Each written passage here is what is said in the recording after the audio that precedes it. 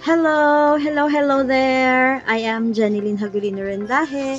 I am from the Philippines. Hello, Regina and Mark.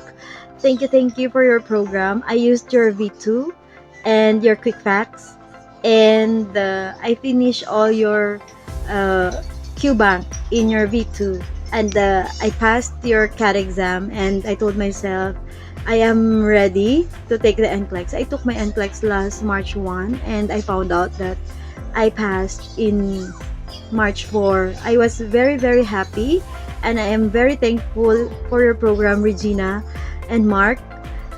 I am present during your Monday motivation and Winning Wednesday, but only replays, not live because of um, time difference. I am from the Philippines and I am working in Saudi Arabia.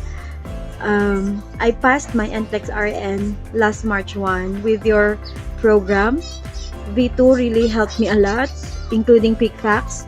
And as you can see, this is my quick facts. And all inside my quick facts, it's all highlighted because as what Regina has said, memorize the quick facts by heart. And I am really thankful during your Monday motivation that I was really motivated. My faith was really strengthened because of your Monday motivation through Mark and through you, Regina. You are both heaven sent, and I hope you can help plenty of nurses all over the world to pass NCLEX and to claim their license. I am happy. I am already a ReMar nurse, and I can, and I passed NCLEX Next Gen with ReMar. Thank you very much for your program.